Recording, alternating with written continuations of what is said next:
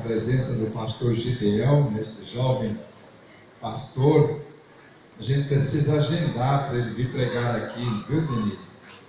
Um dia que eu esteja por aqui, no segundo domingo ou no terceiro, para a gente conhecer de perto o amado, ouvindo a mensagem do coração de Deus. É uma alegria também ter o Paulo conosco, ele já é da casa. Eu peço aos irmãos que fiquem de pé por causa da hora, e ainda temos comes e bebes. Eu serei sucinto. Abramos as nossas Bíblias no Evangelho segundo escreveu Mateus, no capítulo 6, a partir do verso de número 25.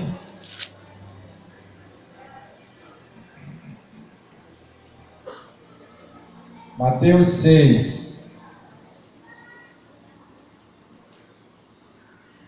Por isso vos digo,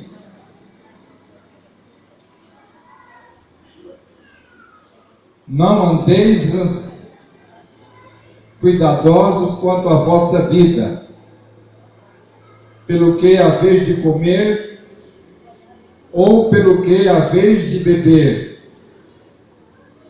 nem quanto ao vosso corpo, pelo que haveis de vestir. Não é a vida mais do que o mantimento, e o corpo mais do que o vestido? Olhai para as aves dos céus, que nem semeiam, nem cegam, nem ajuntam em celeiros, e vosso Pai Celestial as alimenta. Não tendes vós muito mais valor do que elas? E qual de vós poderá, com todos os seus cuidados, acrescentar um côvado à sua estatura? E quanto ao vestido, por que andais solícitos? Olhai para os lírios do campo, como eles crescem, não trabalham nem fiam. E eu vos digo que nem mesmo Salomão, em toda a sua glória, se vestiu como qualquer deles. Pois, se Deus assim veste a erva do campo, que hoje existe e amanhã é lançada no forno, não vos vestirá muito mais a vós, homens de pouca fé? Não andeis, pois, inquietos, dizendo: que comeremos? Ou que beberemos? Ou com que nos vestiremos? Porque todas estas coisas os gentios procuram.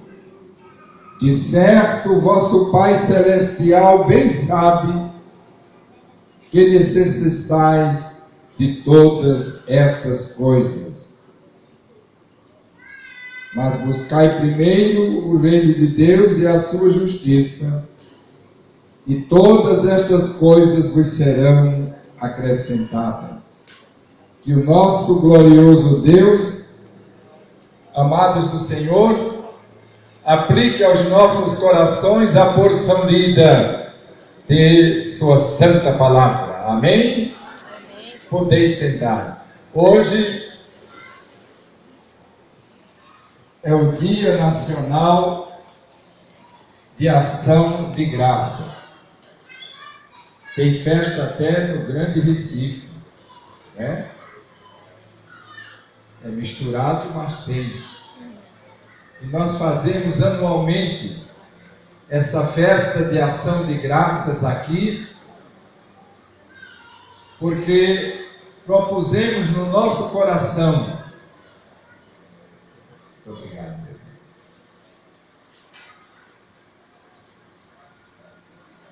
Agradecer a Deus pelas bênçãos recebidas durante o ano.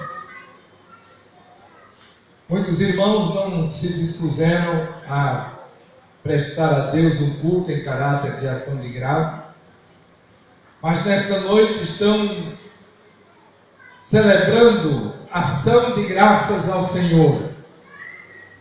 Interessante que o Dia Nacional de Ação de Graças foi lançado primeiramente em 1638 no governo de Abraham Lincoln, nos Estados Unidos.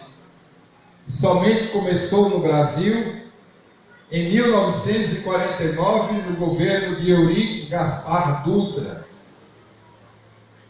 Poucas são as igrejas que se prestam a guardar a última quinta-feira ou a quarta quinta-feira de cada mês para prestar ao Deus, quer dizer, no mês de novembro, ao nosso Deus este culto de ação de graças. Irmãos, vamos meditar um pouco na palavra que foi lida. Há uma corrente no mundo chamada de fatalista. Essa corrente não acredita que Deus age, que Deus intervém, que Deus sabe tudo quanto se passa conosco. Ela diz que o que tem de acontecer, acontecerá. O que não tiver de acontecer, não acontecerá. A outra corrente, que é casualista, que diz que nós somos obras do acaso, somos como uma cortiça no meio do oceano ao sabor das ondas, indo para a direita, para cima, para baixo, para a esquerda. Faz-me lembrar o deus grego Júpiter, que não tem ouvidos, porque dizem os seus adoradores que ele não ouve o clamor do seu povo. Mas eu prefiro ficar com a linguagem da Bíblia, que diz que Deus sabe.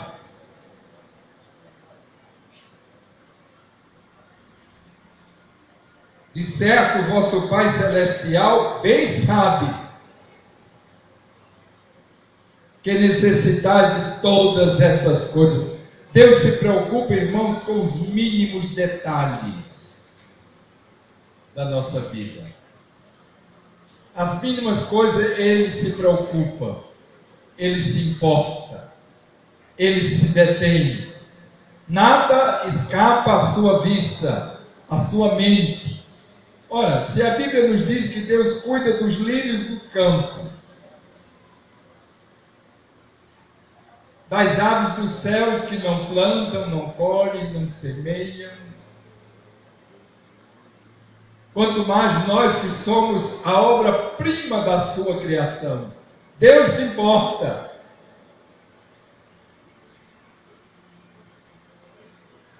O apóstolo Paulo, na carta aos Coríntios, chega a dizer que o nosso crescimento vem de Deus. O crente deve ter em mente que tudo quanto ele tem,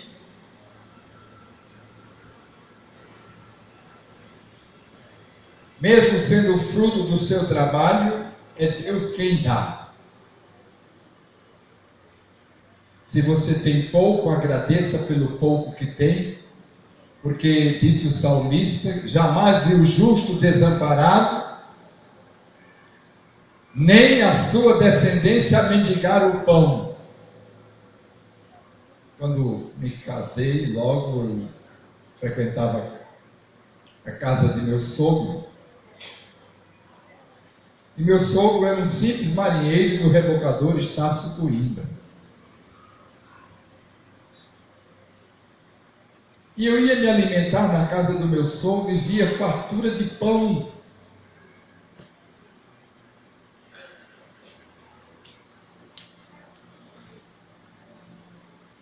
E eu observava que meu sogro era um fiel dizimista, que ensinou isso aos filhos, dos filhos para os netos. E eu peço perdão pela referência pessoal. Na minha casa até as pequeninas são dizimistas, porque foi assim com Jacó. Ele teve uma visão do céu, em que havia uma escada cujo topo dava no céu, onde anjos desciam e subiam por ela. Ele disse: então, na verdade, o Senhor estava aqui e eu não sabia, e fez um voto ao Senhor: se eu for para esta viagem, e tu me deres pão e roupa para vestir,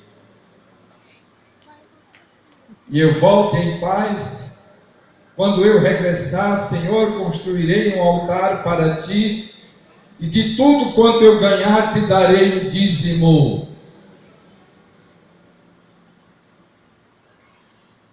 É esta a gratidão do crente. Não faz como aqueles leprosos que foram curados, foram limpos por Jesus, e apenas um voltou para agradecer, e esse nem sequer era judeu.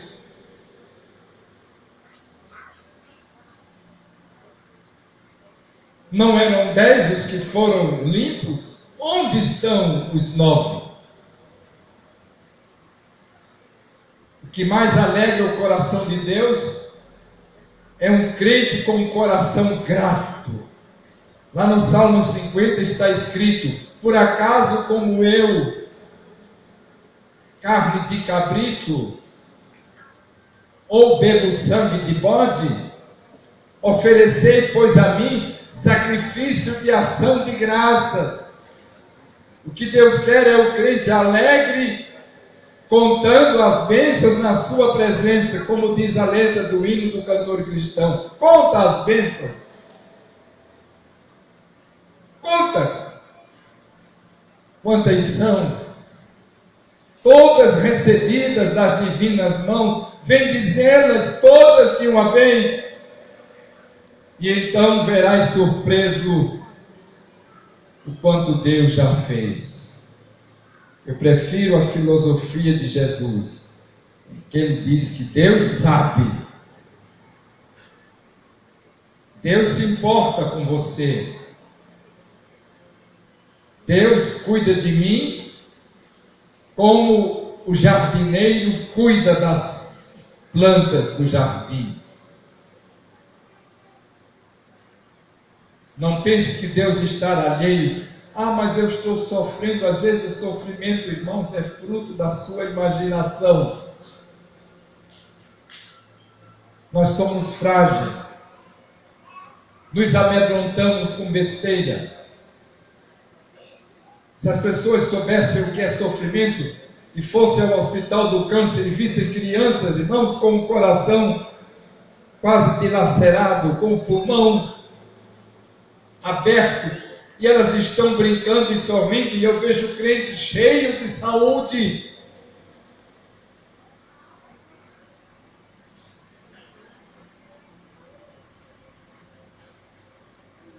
E reclamando. Isso entristece o coração de Deus. Deprimido.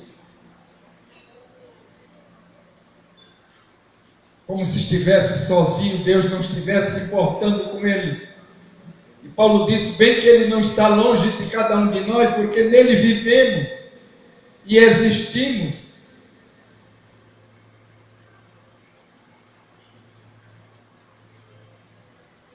Nós somos a obra-prima de Deus, irmãos. Olhai para os lírios do campo, como eles crescem, não trabalham, não fiam. E eu vos digo que nem mesmo Salomão, em toda a sua glória, se vestiu como qualquer deles. Pois se Deus assim veste a erva do campo, que hoje existe e amanhã é lançada no forno, não vos vestirá muito mais a vós, homens de pequena fé?